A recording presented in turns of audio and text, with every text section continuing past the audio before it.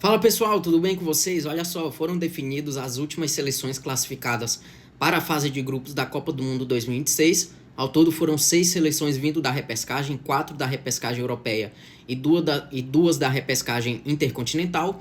E agora com vocês aqui eu vou destrinchar um pouco o que foram cada um desses jogos e também uma perspectiva já pensando nessas seleções classificadas e o que esperar dessas seleções em seus respectivos grupos de Copa do Mundo, ok? Começando pelo jogo de maior destaque, Bósnia e Itália. A Itália fora de mais uma Copa do Mundo, a terceira vez seguida em sua história. Nunca se viu, é algo inédito para uma campeã mundial, ainda mais se tratando de uma tetracampeã mundial. A Itália fica fora mais uma vez de mais uma Copa do Mundo. Eu acho que é um problema que vai muito além de uma troca de treinador, qualquer atitude, por menor que seja. Eu acho que é um problema estrutural da Itália. Precisa haver mudanças, principalmente no âmbito da federação, que todos ali, que haja uma reformulação muito grande na federação, uma reconstrução do zero mesmo, e principalmente na formação dos jovens italianos. A gente não vê jovens jogadores italianos brilhando e tendo espaço nos grandes clubes da Itália. Então, eu acho que isso é prejudicial até para a formação de jogadores talentosos, para que eles possam alcançar o alto nível e chegar na seleção principal da Itália. Eu acho que isso é um tema importante de se debater. Talvez não seja o maior dos problemas, mas é um fator que interfere bastante. A Bósnia não tem nada a ver com isso, volta a uma Copa do Mundo pela segunda vez em sua história, só tinha participado aqui em 2014 no Brasil, e vai para mais uma Copa do Mundo, ainda com o Edin Dzeko como grande protagonista de sua seleção, e entra no grupo B, um grupo B com Canadá, Catar e Suíça, e para mim aqui a Bósnia briga para ser a segunda força do grupo ou terceira ali junto com o Canadá. A Suíça para mim é a grande favorita para avançar em primeiro, e a gente tem Canadá e Bósnia brigando pela segunda vaga. Algo que pode beneficiar a Bósnia é a questão do novo regulamento da Copa do Mundo, que aumentou o número de participantes, e o regulamento também mudou. Agora, os 8 melhores terceiros colocados também avançam para a fase de mata-mata, além dos 2 melhores colocados de cada grupo. Então é algo que pode beneficiar a Bósnia para conseguir pelo menos ficar entre os 3 primeiros e ficar ali entre os 8 melhores terceiros colocados de toda a Copa do Mundo para conseguir uma classificação para o mata-mata. O outro jogo, Kosovo e Turquia. A Turquia soube confirmar o seu favoritismo. Aqui, para mim, já foi uma surpresa que o Kosovo ter chegado à final dessa repescagem, desse chaveamento da repescagem, eliminou a Eslováquia na semifinal. E a Turquia, como falei, soube confirmar o seu favoritismo, está de volta à Copa do Mundo após 24 anos. A última participação tinha sido em 2002 e está de volta, para mim, a grande favorita do grupo D, com Estados Unidos, Paraguai e Austrália. Para mim, a Turquia é a grande força para avançar em primeiro. Apesar dos Estados Unidos ser o anfitrião da casa, não vem atuando muito bem.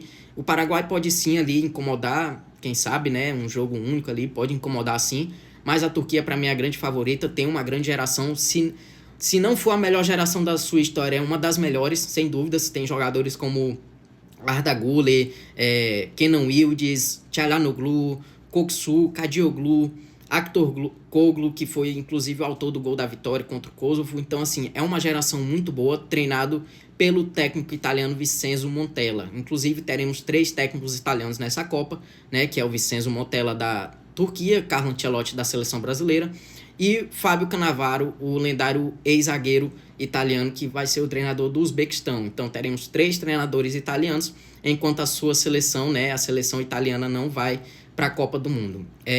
Falando do próximo jogo, República Tcheca e Dinamarca, foi um jogo que eu esperava a classificação da Dinamarca, e para mim a Dinamarca decepcionou, tá? Eu sei que a República Tcheca é uma boa seleção, mas a Dinamarca tem mais nomes de destaque.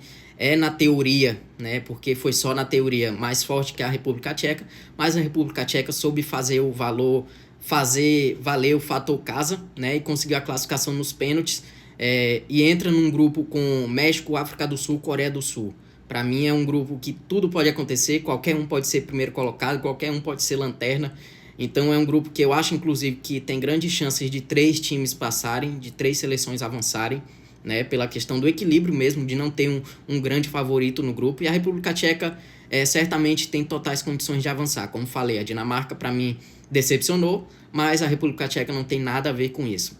Suécia e Polônia, um 3-2 muito emocionante, talvez o melhor jogo dessa repescagem. Muito equilibrado do início ao fim.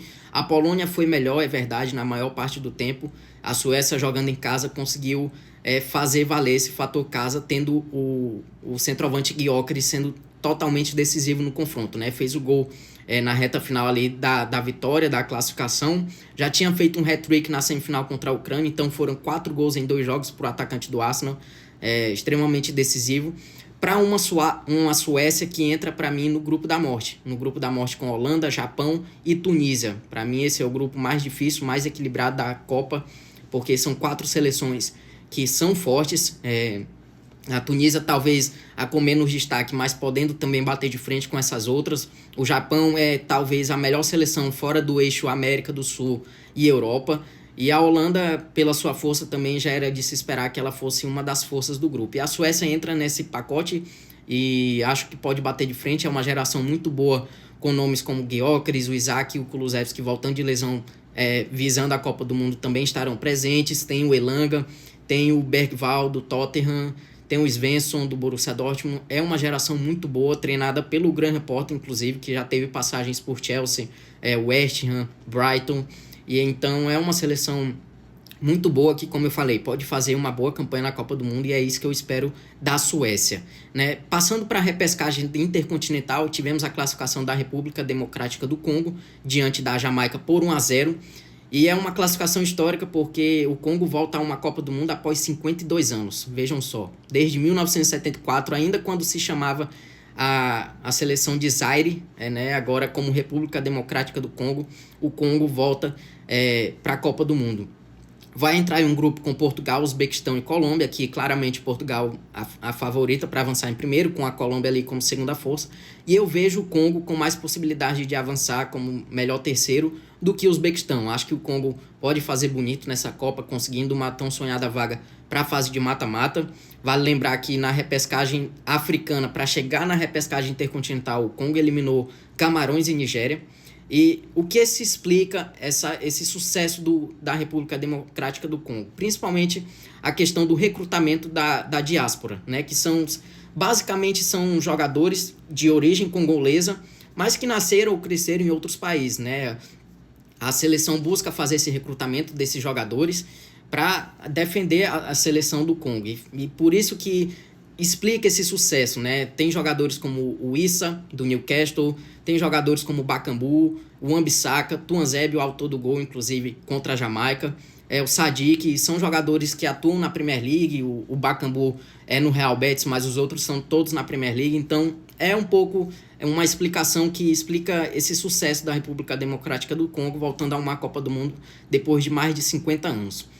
Iraque e Bolívia, a classificação do Iraque, que volta a uma Copa após 40 anos, uma classificação histórica também, até porque o Iraque passa por momentos de conflito no Oriente Médio, então é uma classificação histórica, heróica do seu país, que, como falei, não participava de uma Copa do Mundo desde 1986, inclusive que foi treinada lá em 1986 pelo brasileiro Evaristo de Macedo, e o Iraque consegue essa classificação histórica.